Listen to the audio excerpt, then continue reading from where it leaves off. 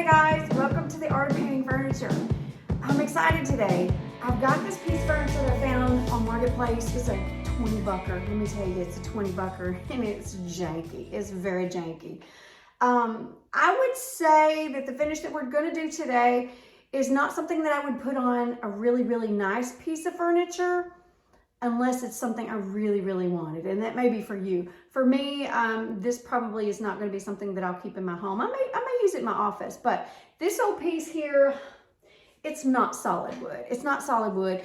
I can't sand it down and refinish it like I normally would all of my other furniture. So I thought this would be a great piece to do. And I've already went in, I've cleaned it, I've sanded it, I've filled a lot of holes and made a lot of repairs. Like I said, it's janky. It's really janky. But it's good enough now that it can be usable. So I went to all this trouble and I thought, you know, it's got lots of bad spots in it. It's got lots of gouges and scratches. I went in and filled holes where I could, but it's still not smooth. It wouldn't take the paint really well. It just wouldn't look good. So I thought, okay, I have a product that we're gonna use. Now, this is called Saltwash. You may or may not have heard of it. I used this back in the day, and I don't know why I haven't used it more often, but it's a great option for those pieces of furniture that are not pretty enough to paint, that you need to cover up all the imperfections. And today's finish is going to be all about chippy and just old age looking. I'm even going to paint over the hardware. The hardware I took off, I cleaned, I put it back on, and we're going to leave it on. And then I've got some new hardware coming for the top because I didn't have enough of these because a couple of them were broke. Like I said, it's janky. So we're going to leave what's on there, and then we're going to add some pretty hardware at the top. But we're going to start with the salt wash. I've got a couple of colors in mind that I want to do, but this is all about layering colors on top of color. And hopefully we'll get the most yummy finish at the end. So let me get my supplies together, and I'm excited to get started on this project. All right, we're going to start mixing the salt wash into our chalk-based paint, and I'm using Dixie Belle paint today. I'm going to start, because we're going to be layering the paint on, I'm going to start with a really dark color, and this is coffee bean. I like to use this or black as my base, something really, really dark. For one, you know, typically when you get a piece of furniture and you're getting ready to paint it, you're going to clean it, sand it, clean it again, and then you're going to put a primer and a stain blocker over it. I chose not to do that. That's typically not what I do. There's only a few exceptions to every rule, and this is one of them. When you're applying this type of a finish, which is a very textured, it's a thick type texture, on top of a piece of furniture, and you're using a black as your base, something dark, even if you got a little bit of bleed through, it's not going to hurt because it's going to all blend in together. So I'm going to skip that step, but don't always skip that. If you're just regularly painting like you normally would, you'd still need to use that primer stain blocker on here to get started. So you're going to need also a separate container to mix the salt wash with your paint. There are no directions as far as specifics. It doesn't tell you put 2 tablespoons with a cup. It doesn't tell you that. It just says add it till you get a pudding-like texture. You can add more or less depending on the amount of texture that you want. I'm just going to kind of eyeball it. My paint is already kind of thick. This is thicker than it normally would be because this paint's been sitting on my shelf for a while. So I might just go and add a little bit of water to this to thin it down a little bit, because I don't want the paint to be as thick. I want the salt wash to be the thickness that I add to it. So let me go add a little bit more water. Like I said, this is already like a pudding. I don't need a pudding texture with my paint. So the good thing about water-based paints is that you can always add a little bit of water to that. So let me go do that. All right, that's much better, much better. See how this is? This is like regular paint should look. So good thing about chalk paint is that you can always, even if it gets old and it's been sitting on the shelf for a while, you can reconstitute it. So, and it's fine. All right, so we've got the paint in here. Now we're gonna take our salt wash. This is powder. This is like a fine, almost like a talcum powder. And I've got a spoon. I'm just gonna spoon some in here, and we're gonna start mixing it and kind of see what we get. I'm gonna start a little at a time and just mix it until we get like that pudding type texture. I have used other recipes using what's that called? Gosh, my mind skip my mind. It'll come to me in a minute, but we're gonna keep adding this. Plaster Paris, that's what I'm saying. This looks a little bit like Plaster Paris, but I think it's probably a little different. It's not, it probably has some other stuff with it as well. I've never tried this using Plaster Paris.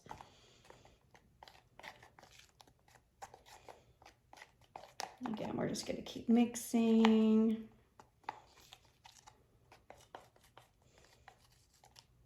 Starting to get thicker. I'm keeping in mind too, how much I'm using. So that's going to be about 3 tablespoons so far to my 8 ounces of paint. Okay, I'm about 4 rounded tablespoons into 8 ounces. And actually I found inside while I was digging with the spoon, I found the actual little scoopy. So anyway, there's a scoop in it too. So it's starting to kind of thick up a little bit. This looks like the consistency I think I want. I think I'm gonna start with that, and guess what? If it's not thick enough, we can always add more to it as we go.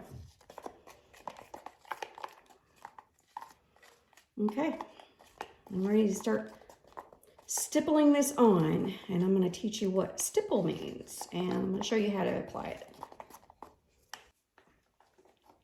All right, we've got pudding. You can kind of see this consistency there. All right. So, here's the fun part.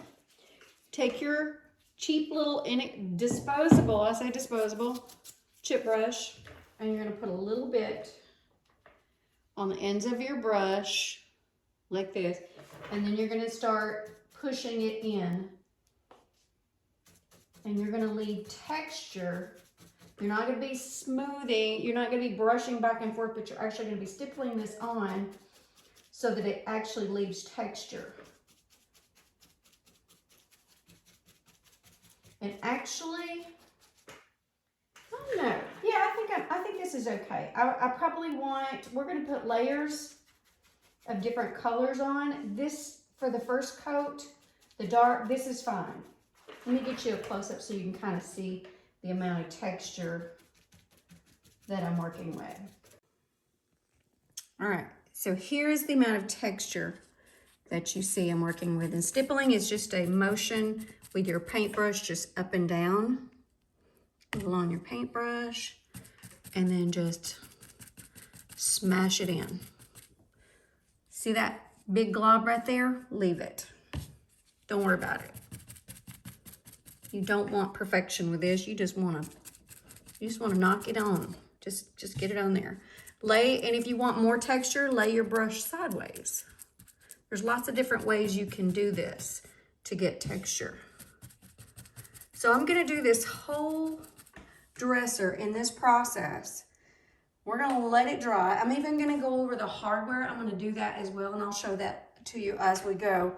But then we're going to let this dry, and then we're going to come back with a lighter color, and we're going to put on top of that, and then we may even do some blending with a lighter color on top of that even. This is going to be fun. I think you're really going to enjoy this.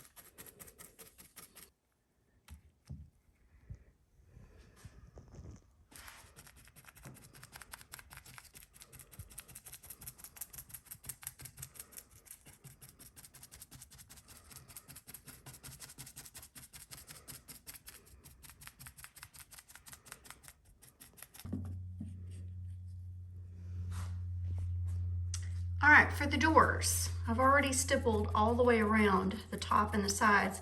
Now for the doors, the drawers, what I like to do is take them out, go ahead and then paint inside and then around the edges, depending on what kind of drawers you have, and then slide them back into place, and then continue your stippling of your texture paint, the Saltwash. I want everything to be consistent. I want consistency throughout the piece. I know a lot of people take the drawers out and paint them separately, but for this technique, it's best to paint them in place. Just take them out, paint them around, slide them back in, and then start painting. So I'm gonna continue stippling all of this, and then I'm gonna let this dry overnight. See how these deep scratches and stuff in here? they're just disappearing with this paint. By the time I get all these layers on here, you won't be able to see it. The hardware. Let's talk about the hardware just for a second. I'm gonna paint over these. I didn't prep them other than just cleaning them well, and I put them back in place.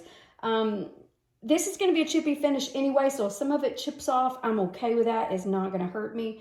But I'm gonna go ahead and just stipple right over the hardware. I know that's sacrilege. Please don't, no hating, please. I don't do this on every piece, but there are some pieces that are appropriate, and this is one of them because again, this is a janky piece. You can see all the issues that I've had. I've even got places that I repaired that are not very pretty, but because of this finish, it's gonna look like it's a part of the piece, just kind of an old, decrepit kind of piece. So just paint them in place, stipple just like you would.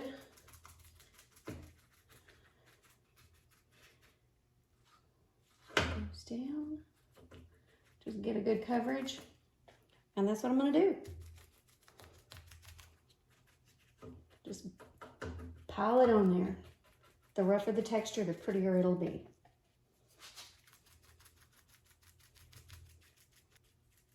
Oh, and as far as hardware goes, if you notice, I didn't drill holes in the top one first. That's because I don't have the hardware. It's on order. It's being shipped from Amazon. It has a pretty big piece. What do you call those? Like the plate that goes, and then the hardware goes in the center. So I'm not worried about it. We'll drill holes after everything is done. And I think we'll have minimal damage, and it doesn't matter because, like I said, we've got that big plate that goes over it, and I'll show you how easy that is to do that too. All right, so I allowed this piece to dry overnight. I really want this base to dry super well. Now, if you choose not to use the texture on your on your base coat, you don't have to. I just really wanted to give it a little more extra. So you could paint it a solid color first and then start overlaying the texture on it. My thought process behind this is because there is still some raised areas when I go to sand this back, because we will be chipping, sanding, scraping to make this all chip and look beautiful. It will show more of the black, and I don't have to do as much sanding. I don't want to just take a sander and just rip through it. I really want to be artistic and be thoughtful and mindful with my design. So the next color I'm going to go with from dark to light, because I want the dark to be in the background and the lighter color to be on front. But we're going to do a couple of different types of green, and you know green is like one of my favorite colors. So the next color I'm going to do is called color green, and this is a really rich, you can see how dark green that is. And then we're going to put another green on top of that, and then we're going to go in with a lighter color too. So all of the colors is going to be yummy. I don't know how this is going to work out. That's the fun of being creative with your furniture and just stepping into it and just accepting whatever happens. This is fun stuff. And if you've never painted before, this is a great way to do something too. I mean, you don't have to worry about making a mistake because there is no wrong way to do it. The paint sticks really well after putting the salt wash. You don't really have to prep much. You just have to clean it and sand it well, make sure it's not shiny so it sticks. So I went ahead and mixed it up. Now, I put the sea salt, excuse me, the salt wash in the paint, and I made this one a lot thicker. You can see how it just barely kind of rolls off the spoon, because this is where I want to start laying in that texture. So let me get my, a clean chip brush, because once again, you're using these chip brushes, they're disposable, really not good to wash out. I would just get another one. They're like 33 cents a piece. They're not really, really expensive. So yeah, just go ahead and do that. So let me get my brush. All right, we're gonna lay this on thick. It's gonna be thick. So we're just gonna use the same stippling motion that we used to lay on the first layer. And we're just gonna dab it. I'm just gonna do random. I'm not gonna do solid, because I'm gonna come back in with another color on top of here too. So just wherever you want that texture to be is where you're gonna put it.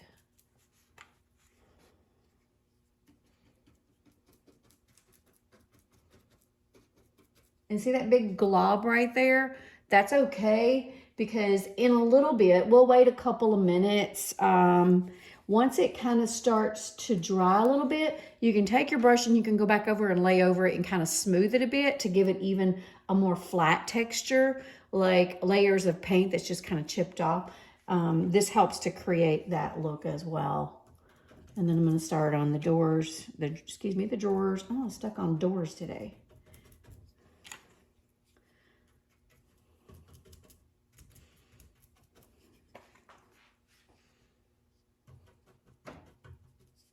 All right, so I've got the texture on it. It's really super wet, and I made lots of peaks, lots of raised areas. But what I'm going to do next, and I read this somewhere in another blog. There's somebody else that did this. I didn't create this. But they took a little bit of the powder without mixing with the paint, and then in various places, we're going to mix it in with the wettest part. And what that's going to do is going to dry it out more in certain areas, which is going to give it a different look. That's what's going to create all the character. So you wouldn't want to do this over the whole piece, or you might. I mean, it's totally up to you. But you're just going to dab it in those areas where you want to create a little different look with the texture, and that's going to dry it out. This is the fun part about creating. Somebody come up with this and said, hey, let's try this, and it worked. Gosh, I love that. I love it when there's no fear. There's no fear in creating. So I'm just going to tap this in different places. Some places I'm going to leave wet, like that's got a little drip. I think I'm just going to leave that there and let it dry.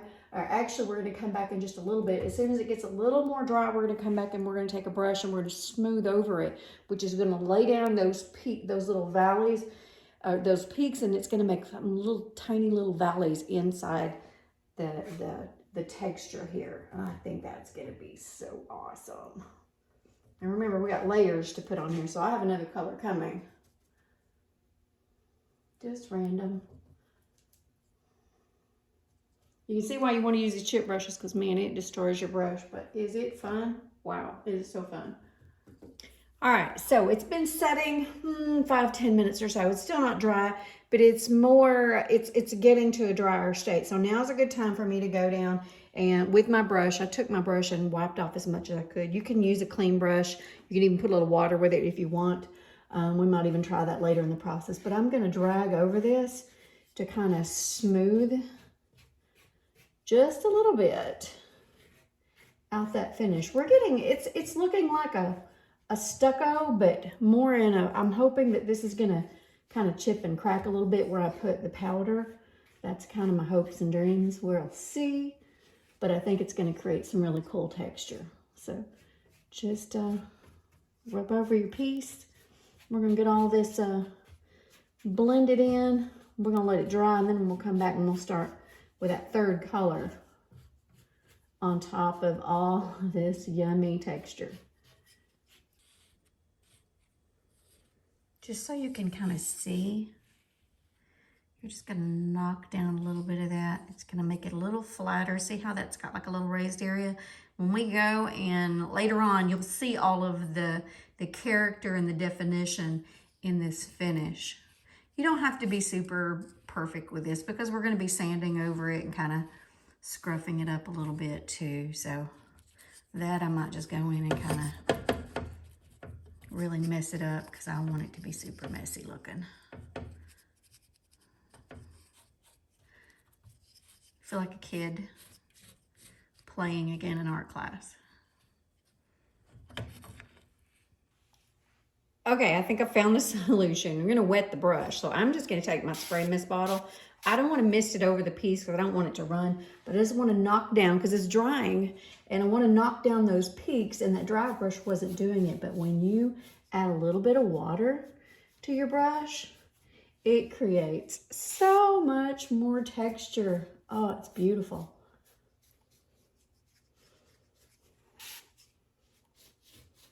You can go up and down. You can go sideways, just with a very, very light hand. You don't have to use anything heavy, and just let your brush do the work.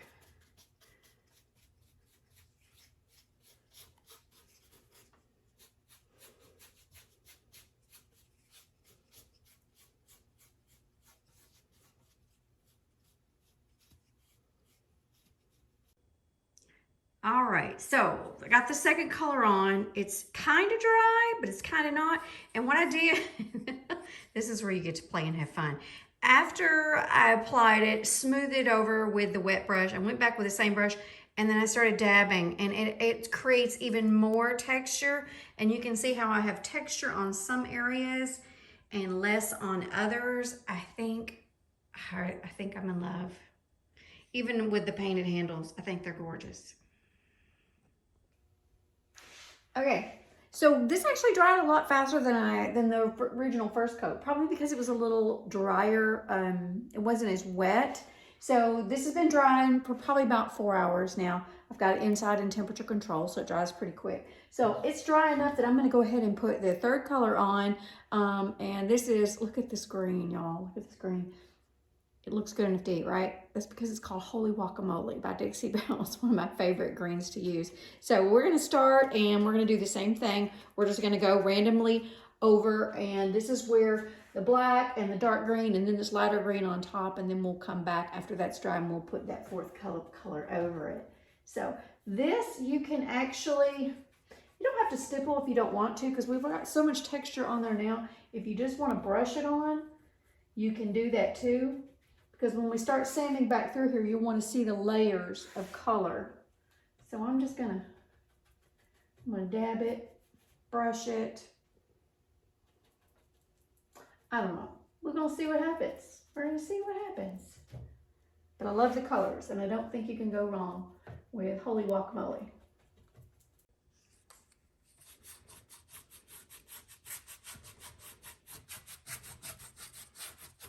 Now I'm going back again, and I'm just kind of smoothing over those peaks and then just dragging it, dry brushing it at this point into the other paint.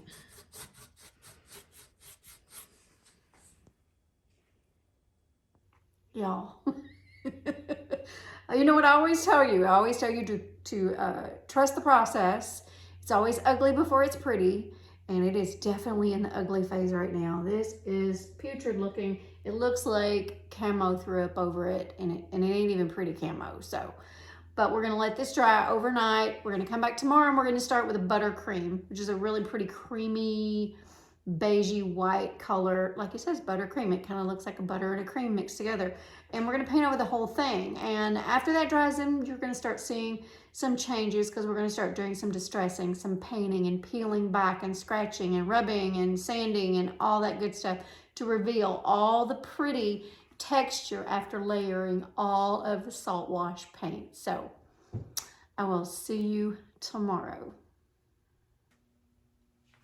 Okay, so it's completely dried, super dry. Actually, it's been 2 days since I painted this. I had a little family emergency, had to step out, but I'm back. So I'm gonna go ahead and complete the next step, and the next step is just use regular paint. We're not doing the texture paint anymore. We're just gonna use the regular chalk mineral paint, and I chose buttercream. So I'm gonna paint over the whole thing. It's gonna cover up all this nightmare of camouflage, and it's become this beautiful creamy piece, but you can see all the texture in here. So I'm gonna paint it one coat, look at it. If it needs a second coat, I'll go ahead and paint it to cover it completely. I'm not too worried about covering absolutely 100%, because we're gonna be sanding, scraping, getting down to that texture paint. So go ahead and let me get this painted. I will be back tomorrow. We're gonna let this dry overnight, and then we'll get started on the next step.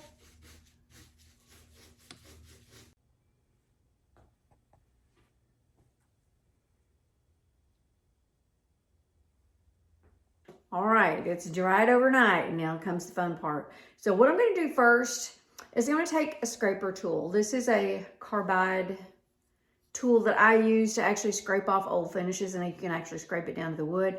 And the reason I'm going to use this instead of the sander, we're going to be using the sander too, but I'm going to use this first, is because there are certain areas, if you remember watching me apply the texture, that some is thicker in some places than others, and that's the areas I want to concentrate on smoothing off, because it's going to get a different look with this versus the sander, because this is going to be more concentrated in one area, and it's smaller and it can hit those areas, and the sander's big and it's going to take the whole area, so it's a whole different look. So what I'm going to do is, like, I've got some texture that's kind of going through here, and then I've got some here and kind of up in here, and I'm going to try to make a pattern I don't know, we're gonna just try it and see. I think it's gonna be pretty cool and see what comes up. Now you don't have to do this. You can just scrape all over it if you want to and distress in different areas, but this is an age finish and I want to give it a little more class than just age. I want it to look kind of old world-ish looking.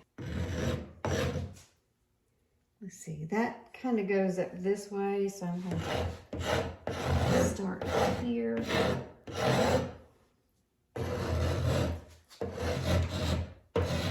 As I'm scraping, I can actually see the different colors of green and black. They're very subtle. They're not really obvious to the eye, but when you get up closer, you can see it. So I'm gonna scrape all over this and get down so you can see all the different colors.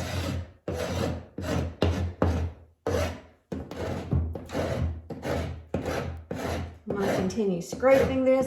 Let's talk about the hardware really quickly. I know that I painted over these and that's kind of sacrilegious for a lot of furniture painters, but I like to do it when it's appropriate. I don't do it all the time. You've seen the videos. It's random that I do it. But for this finish, I think it works. Now you're going to get some chipping and cracking, especially if you have anything that swings. It's going to chip in the joints, but I'm even going to do it a little more. I'm going to actually scrape over the metal so that it kind of blends in with the piece. I don't want it to be obvious. Now I do have two other ones I'm going to put up here that will be more obvious, but that'll be more like the focal point. So I'm just going to scrape over this. So I'm going to continue scraping over the whole front of this until I get the pattern I like, and then we're going to come back with a sander, and then we're going to smooth over all the areas where it doesn't have as much texture so that everything is a smooth look. And when you're using a sander, it's not going to grab as much paint off as this, so it'll be a lot more subtle. You'll have more lighter areas and more darker areas depending on where you put your texture.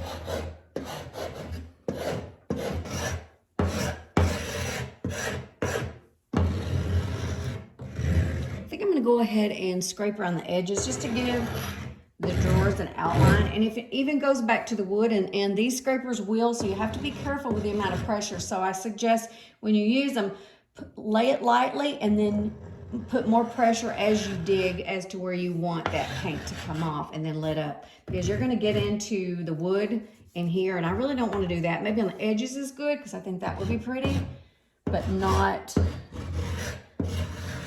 over the areas I want to make this pattern. I like the way that looks.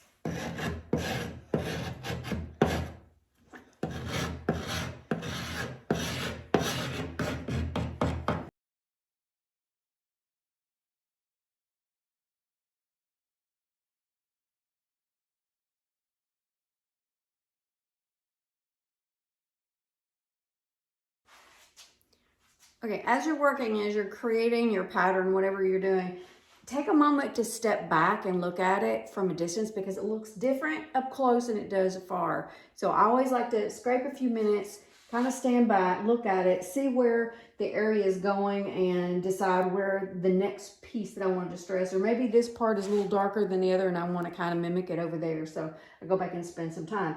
Also, if you get a little aggressive with your scraper and you do get down to wood and it doesn't look good, you can take the same color at the top base, and this was buttercream, and you can go back and you can paint over that wood and you won't even see it, because this is a blended, very, very textured finish. It's not gonna hurt. There was a couple of places that I went through the wood here and I went back and touched up with some paint, and then I'm gonna go back and sand over, and it'll blend and it'll look fine. So don't be afraid to use your scraper. This is a great tool for distressing with your rough finishes, but it is very sharp, so be very careful with your fingers. You don't want to touch that because it will cut. It's super, super sharp.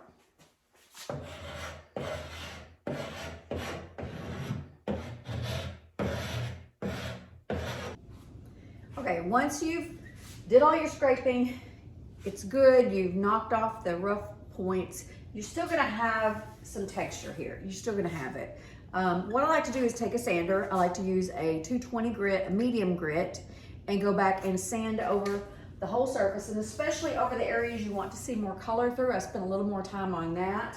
I do recommend, you can hand sand, you can use your electric sander like I'm doing. Now I have a Surf Prep sander. I'll put the link below if you're interested in this. This is a professional sanding tool. I've had it a couple years and man, I wore it out, and it's a great tool.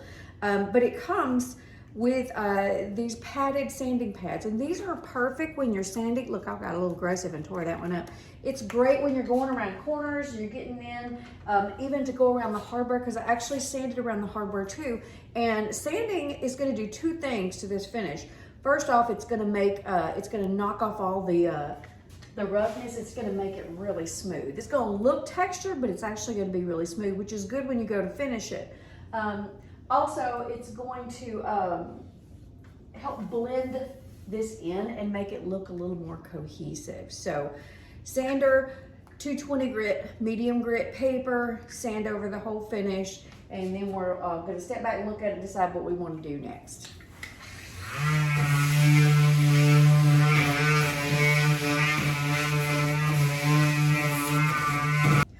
Okay, in case you didn't know, these padded sanding blocks, these pads, you can purchase them on Amazon. You don't have to have this system, the Surf Prep sanding system, unless you want it. They are available for just regular orbital or even the mouse sanders. Go on Amazon. I'll try to put a link below so you can go and find those. But these are really great to sand in the areas that are hard to get to, that have curves. This is a curvy piece with all the curves and then all the indentions. Especially, you know, sanding the hardware too is hard to get in, and you can get in really good with the sander because you can push and squish into those areas. So yeah, I recommend these. Okay, we're moving on. So I decided to go ahead and try a glaze over this. What a glaze does, is meant to do, is actually to accent all the recessed areas. And because we have so much texture that has levels, different levels, what's going to happen is the glaze is going to go inside, it's going to stick in that, and then we're going to wipe it back, and it's going to leave the most beautiful aged finish. It's just so good. I'm going to show you how to do it. Okay, first you want a good paintbrush, just a good quality paintbrush. You're going to need some water. I put some in my spray mister, and then I'm going to use the glaze. This one is called Van Dyke Brown by Dixie Belle. It's just a brown glaze, which gives that beautiful aged finish, and this already looks really aged. So what I'm gonna do is I'm gonna do this door here, this drawer. I keep calling it a door. I don't know why I'm doing that. The drawer, we're gonna do this first drawer here so you can see the difference in the color. So what I'm gonna do is I'm gonna just kind of lightly mist over this with some water. You can put it on straight if you want to. I typically think that it's pretty thick and it's pretty concentrated. So, I mean, just a little bit will do you. You can see when you put it with water, it kind of dilutes it a little bit because I don't want it real dark. So we're just going to go ahead and lay this all over this drawer. You have a little more work time with a glaze too. It doesn't dry as fast as like chalk paint would. So you could do a paint wash over this if you wanted to, and that's really pretty too. But I thought I would go ahead and try the glaze and see what we get. It feels like that's getting a little dry. Let me go ahead and spray that again. You can see it doesn't take much of the glaze at all. And this glaze is going to stick around that hardware too and just make it look really pretty. You don't have to cover it completely if you don't want to. You could leave some of the other paint showing through. It's totally up to you. Because we're going to wipe it back and you're going to get all of this light color back. It's not like it's going to be totally gone.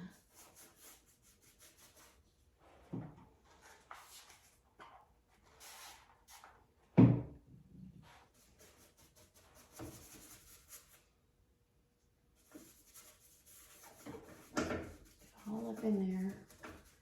That hardware. I love how this hardware is blending in with this piece.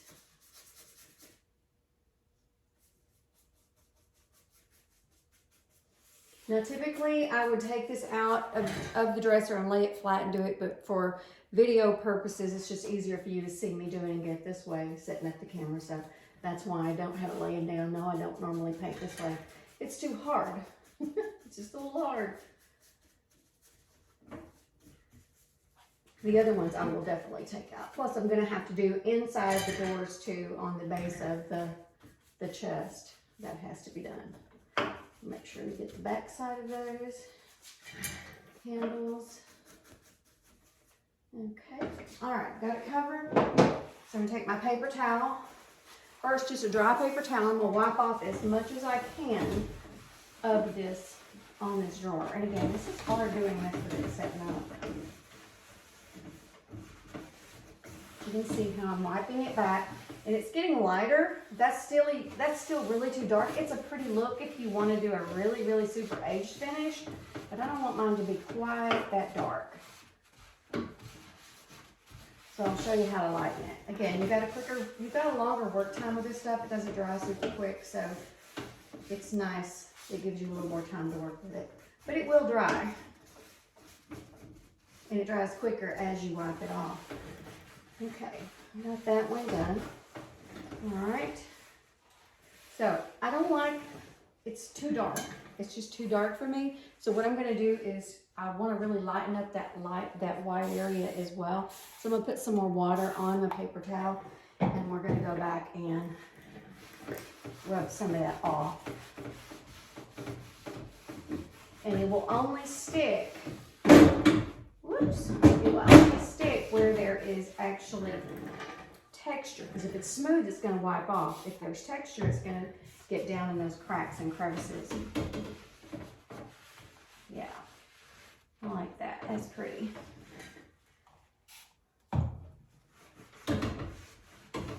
And if it's not dark enough, you can always go over and put a second coat over it. It's gonna grab and get really dark. Because remember, we were using chalk paint. Chalk paint is very porous, so this is gonna grab. It's just a nice way to get another level of aged on your piece. You can even leave it a little more dirty in one place if you want to. See, it's pretty subtle, but it's pretty. And here's a close-up. This is a drawer that I haven't done, and then right below it is one that I did. And you can see how much more character in that textured paint that you can see.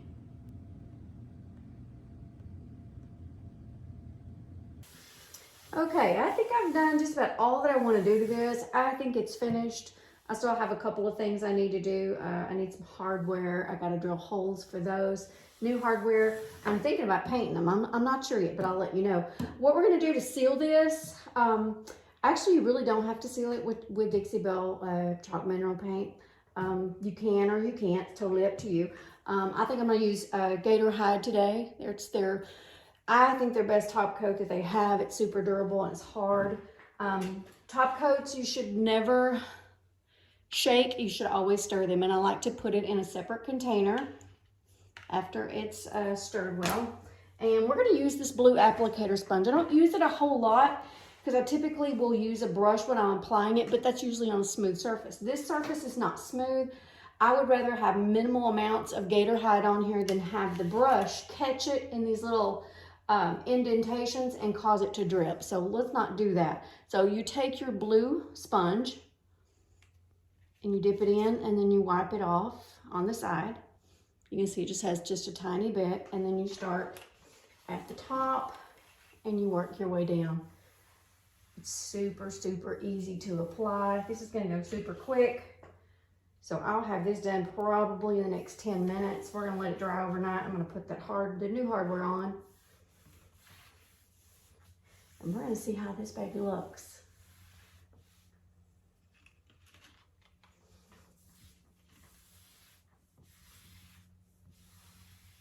Long, smooth strokes.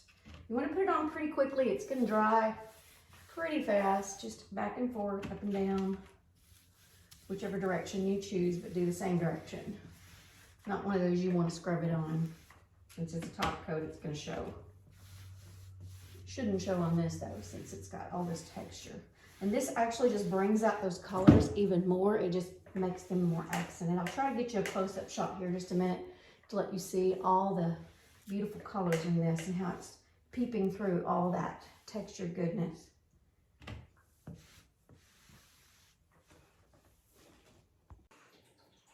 And we're done.